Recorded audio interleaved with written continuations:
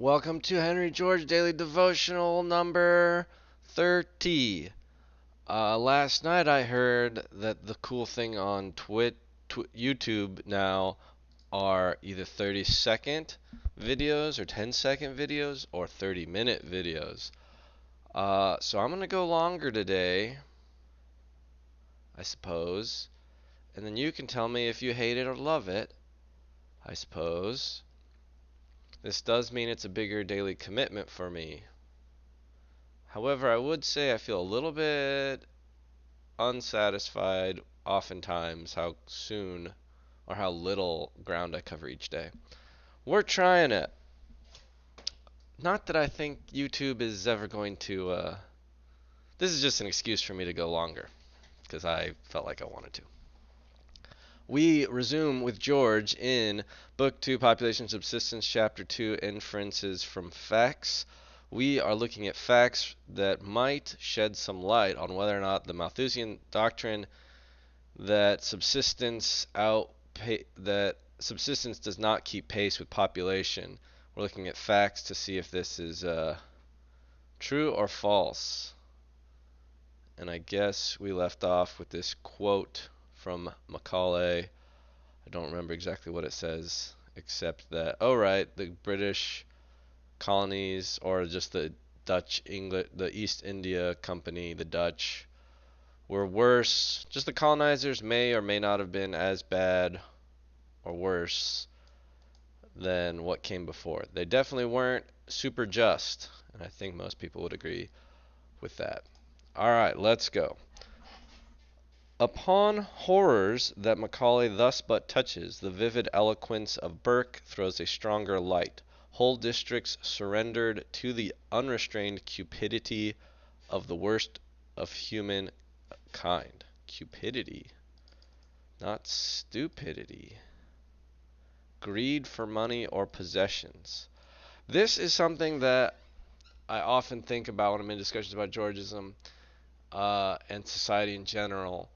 Uh, that it is a greed and a power and a class struggle. And while racism is talked about a lot, and I'm sort of like, this isn't really something we're talking about in this book, and George doesn't talk about in this book, but it's something I talked about last weekend with some friends. Racism, uh, it's a hot topic. I do not mean.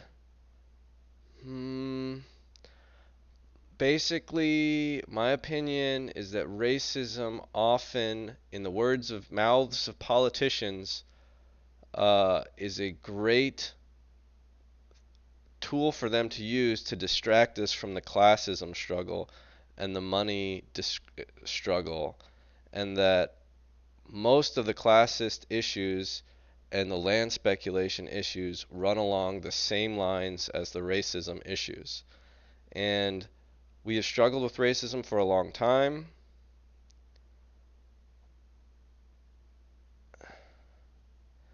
I basically think that land speculation is a bigger issue in our society than racism.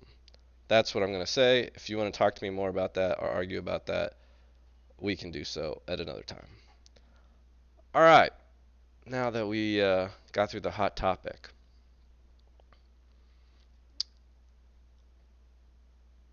worst of humankind. Poverty-stricken peasants fiendishly tortured to compel them to give up their little hordes, and once populous tracts turned into deserts. But the lawless license of early English rule has been long restrained. To all that vast population, the strong band of England has given a more than Roman peace. The strong band of England, more than Roman peace. The just principles of English law have been extended by an elaborate system of codes and law officers designed to secure to the humblest of these abject peoples the rights of Anglo-Saxon free men. The whole peninsula has been intersected by railways. What peninsula are we talking about? Is this just India, I guess? Okay, maybe it's India. and great irrigation works have been constructed. Yet, with increasing frequency, famine has succeeded famine, raging with greater intensity over wider areas. Is not this a demonstration of the Malthusian theory? Does it not show that no matter how much the possibilities of subsistence are increased, population still continues to press upon it? Does it not show, as Malthus contended, that to shut up the sluices by which superabundant population is carried off is but to compel nature to open new ones, and that unless the sources of human increase are checked by prudential regulation, the alternative of war is famine? This has been the orthodox explanation, but the truth, as may be seen in the facts brought forth in recent discussions of Indian affairs in the English periodicals, is that these famines, which have been and are now sweeping away their millions, are no more due to the pressure of population upon the natural limits of subsistence than was the desolation of the Carnatic when Hyder Ali's horsemen burst upon it in a whirlwind of destruction. I don't know that story, but clearly it's about horsemen causing destruction, not natural limits of subsistence. Let's continue. The millions of India have bowed their necks beneath the yokes of many conquerors, but worst of all is the steady, grinding weight of English domination, a weight which is literally crushing millions out of existence, and as shown by English writers, is inevitably tending to a most frightful and widespread catastrophe. Other conquerors have lived in the land, and though bad and tyrannous in their rule, have understood and been understood by the people. But India now is like a great estate owned by an absentee and alien landlord. A most expensive military and civil establishment is kept up, managed, and officered by Englishmen who regard India as but a place of temporary exile, and an enormous sum estimated as at least £20,000,000 annually, raised from a population where laborers are in many places glad in good times to work for 1.5 D to 4 D a day. I don't know what that D is. I don't know if that's supposed to be doubloons, shillings, dollars, whatever. Contextually, his point is understood. Anyway, this 20 million annually pounds is drained away to England in the shape of remittances, pensions, home charges of the government, etc., a tribute for which there is no return. Quick side note, in this book, George argues for a single land tax, getting rid of the other taxes of the day, which were, there was no income tax, I don't believe federally or typically at the state level, but there were tariffs, there was property tax, inheritance tax, I don't know, like maybe stamp taxes, which that's like, I think that's when you like sell your house, or maybe that's, yeah, I don't know, when you sell property.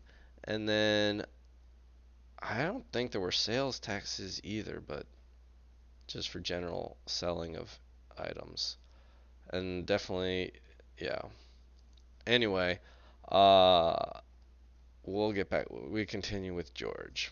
Um, the immense, yes, a tribute for which there is no return. Yes, the English just suck it up. The immense sums lavished on railroads have, as shown by the returns, been economically unproductive. The great irrigation works are for the most part costly failures. In large parts of India, the English, in their desire to create a class of landed proprietors, turned over the soil in absolute possession to hereditary tax gatherers, who rack rent the cultivators most mercilessly.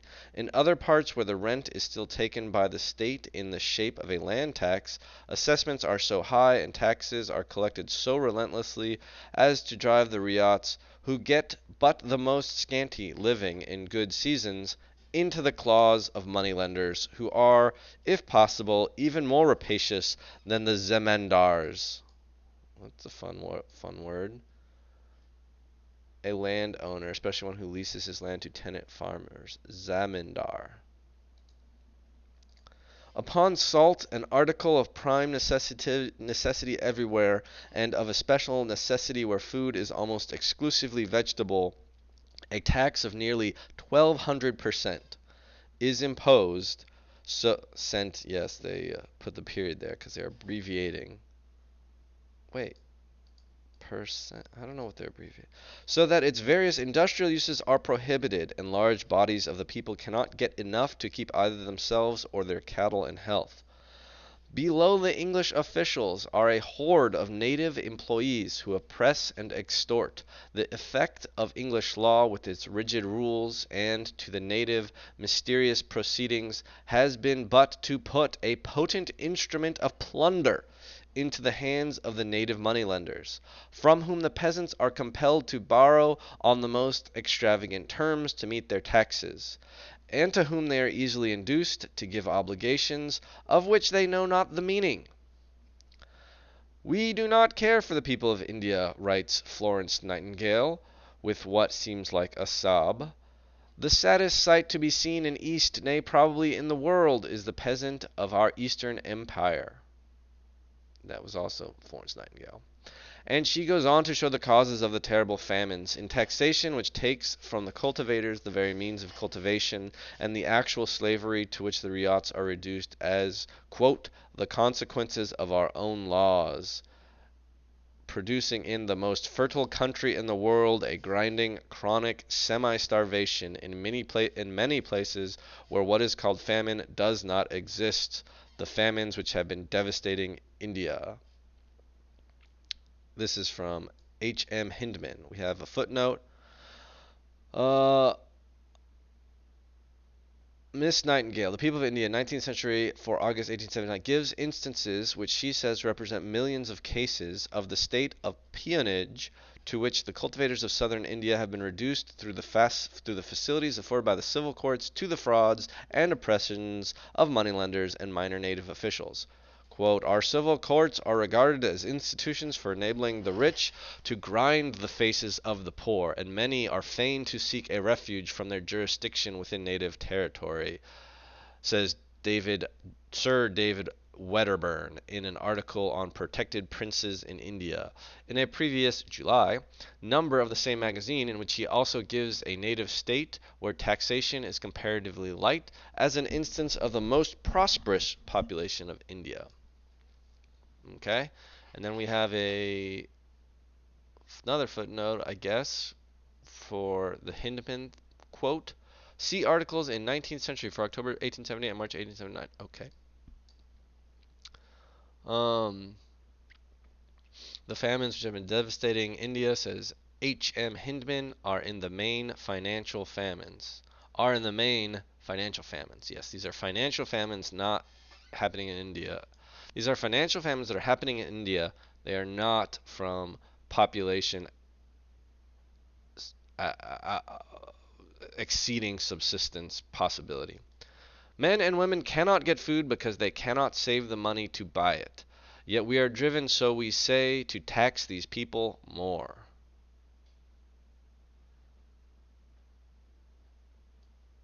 Yeah, this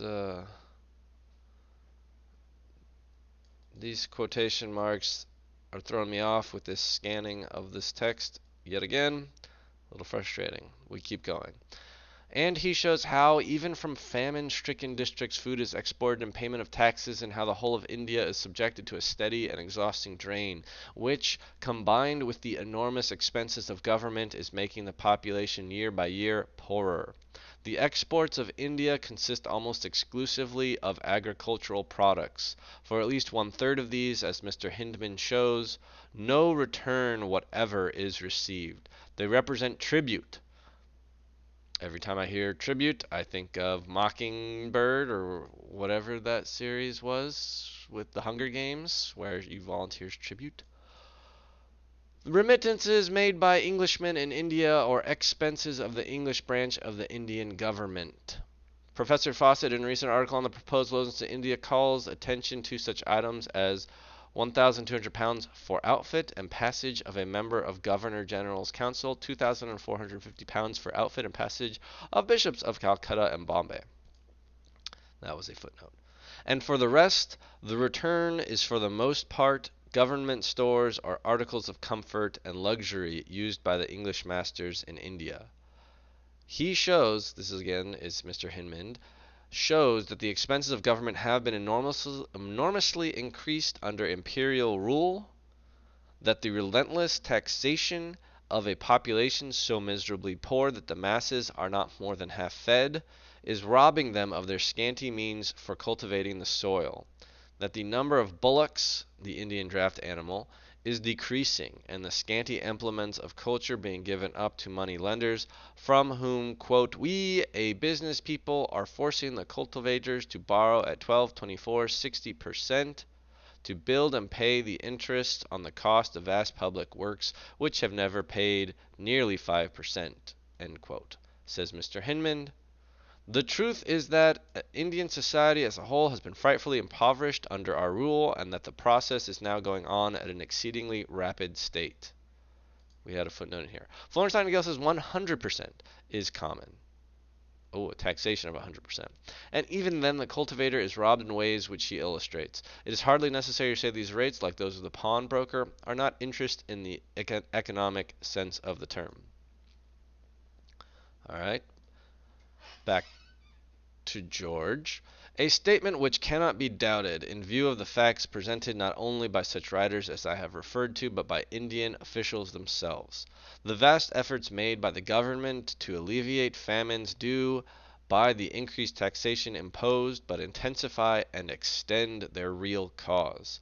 Although in the recent famine in southern India 6 millions of people, it is estimated, perished of actual starvation, and the great mass of those who survived were actually stripped, yet the taxes were not remitted, and the salt tax, already prohibitory to the great bulk of these poverty-stricken people, was increased 40%, just as after the terrible Bengal famine in 1770. The revenue was actually driven up. Whoa, he capitalizes UMP for up. By raising assessments upon the survivors and rigorously enforcing collection. Yeah, the British Empire, man. In India now, as in India in past times,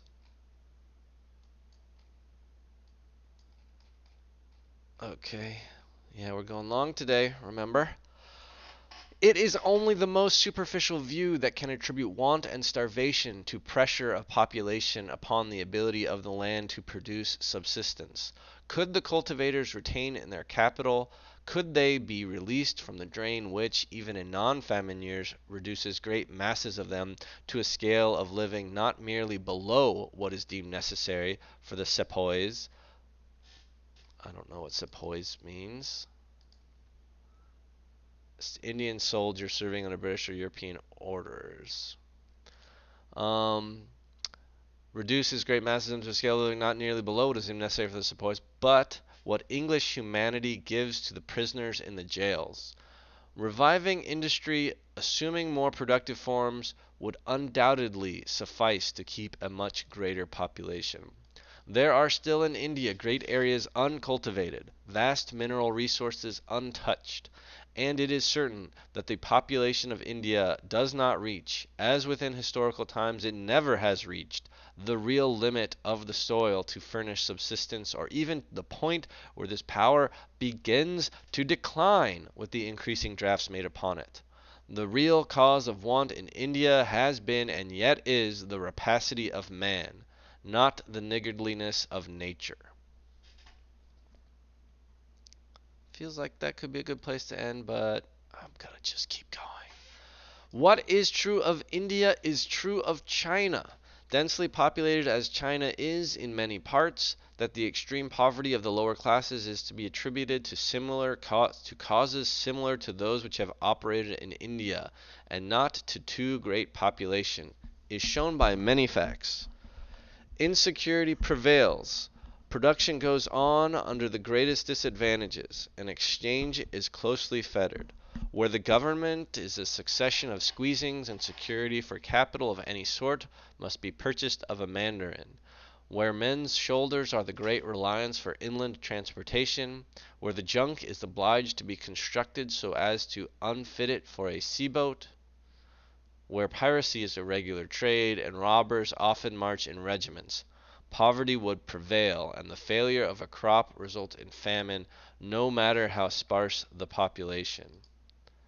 The seat of recent famine in China was not the most thickly settled district. That's a footnote. Have to look that one up, George. George continues, that China is capable of supporting a much greater population is shown not only by the great extent of uncultivated land to which all travelers testify, but by the immense unworked mineral deposits which are there known to exist. For China, for instance, is said to contain the largest and finest deposit of coal yet anywhere discovered. That's interesting. Have there been big oil discoveries in China ever? I don't know. I'm not a prospector. I don't know these things. Um, how much the working of these coal beds would add to the ability to support a greater population may readily be imagined. Coal is not food, it is true, but its production is equivalent to the production of food. For not only may coal be exchanged for food, as is done in all mining districts, but the force evolved by its consumption may be used in the production of food, or may set labor free for the production of food.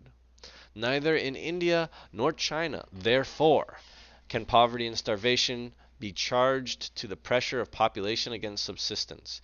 It is not dense population, but the causes which prevent social organization from taking its natural development, and labor from securing its full return, that keep millions just on the verge of starvation, and every now and again force millions beyond it.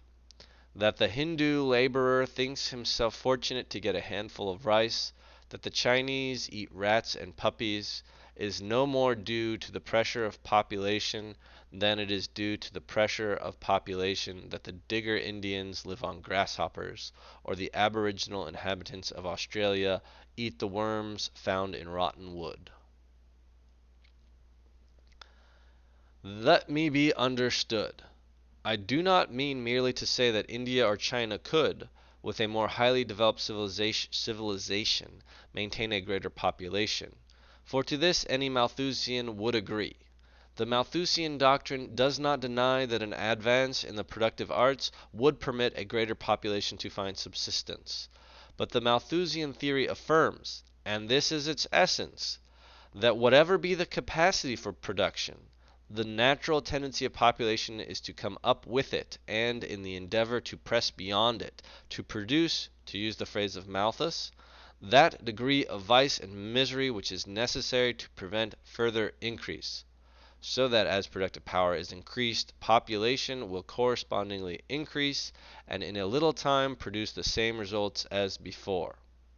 What I say is this, that nowhere is there any instance which will support this theory, that nowhere can want be properly attributed to the pressure of population against the power to procure subsistence in the then existing degree of human knowledge, that everywhere the vice and misery attributed to overpopulation can be traced to the warfare, tyranny, and oppression which prevent knowledge from being utilized and deny the security essential to production. The reason why the natural increase of population does not produce want we shall come to hereafter. The fact that it has not yet anywhere done so is what we are now concerned with. This fact is obvious with regard to India and China. It will be obvious, too, wherever we trace to their causes the results which on superficial view are often taken to proceed from overpopulation. Next, he goes into Ireland. Henry George was very popular in Ireland, all about that potato famine, which I wrote a big blog about potatoes, not even thinking about the potato famine, but thinking about Georgism. You can check that out on my Substack. Alright, ending it there. See you next Monday.